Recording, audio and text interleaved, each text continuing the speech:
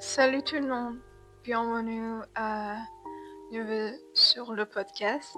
Aujourd'hui, je voulais vous parler d'une nouvelle que j'ai lue. Il s'appelle Le café de la jeunesse perdue de Patrick Modiano.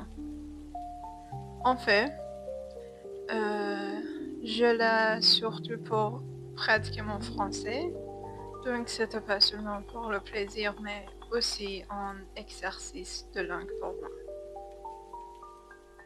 Franchement, ça a été un exercice et une expérience assez intéressante. Alors, le café de la jeunesse perdue se passe dans le Paris. D'après cœur, c'est une histoire très atmosphérique, un peu mystérieuse aussi, qui te plonge dans un monde brumeux, presque un peu mélancolique.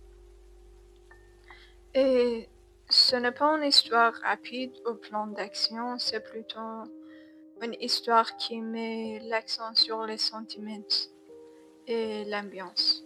On a l'impression d'être assis dans un café tranquille à écouter des personnages compliqués avec des secrets et on passe lourd.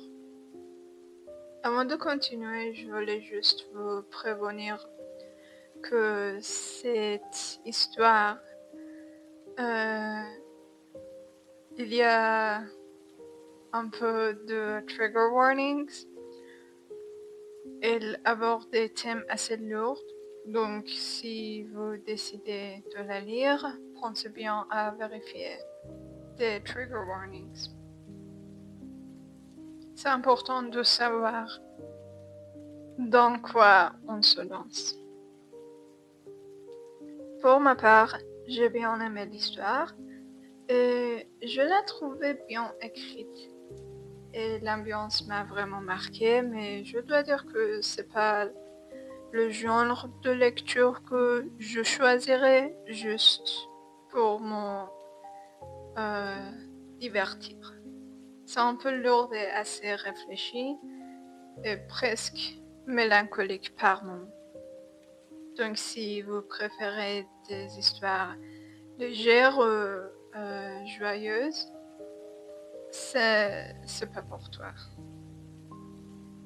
Par contre, ça m'a vraiment aidé à pratiquer mon français et lire Modiano dans sa langue originale m'a obligé à ralentir et à vraiment faire attention aux mots et au rythme.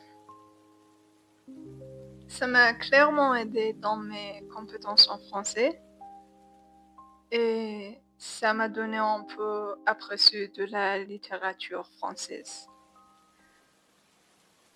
En résumé, si vous aimez les histoires atmosphériques qui mettent l'accent sur l'ambiance et les personnages plutôt que sur l'action, ou si vous voulez vous lancer en défi en lisant en français, ça peut être une bonne choisie.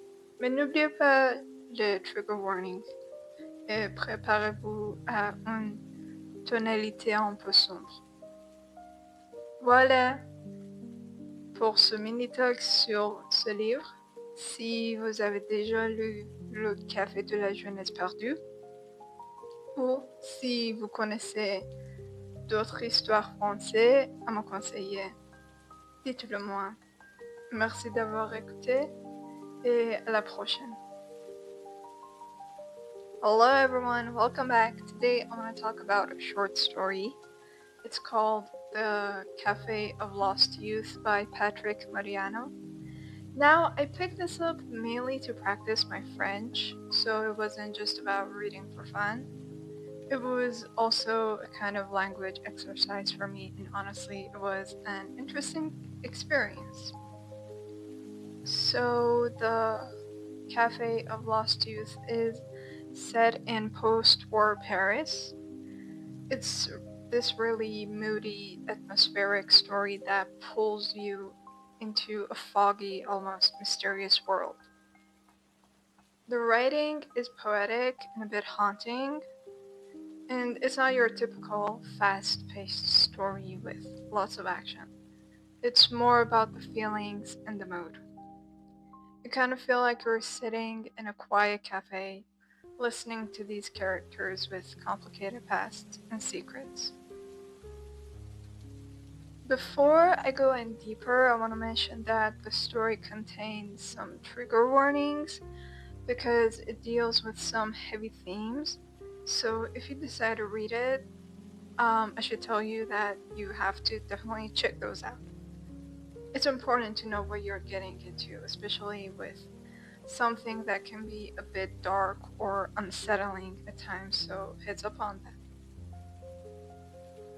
For me personally, I actually liked the story. I thought it was well written and the atmosphere really stuck with me. But I have to say it's not really something I'd normally read just for fun or entertainment. It's kind of heavy and reflective, almost melancholic in parts. So if you're someone who prefers light or uplifting stories, this might not be your cup of tea. However, I appreciate it in a way to practice my French. Reading Modiano in his original language made me slow down and pay close attention to the words and the flow. It definitely helped me with my language skills and gave me a little glimpse into French literature, which I find fascinating.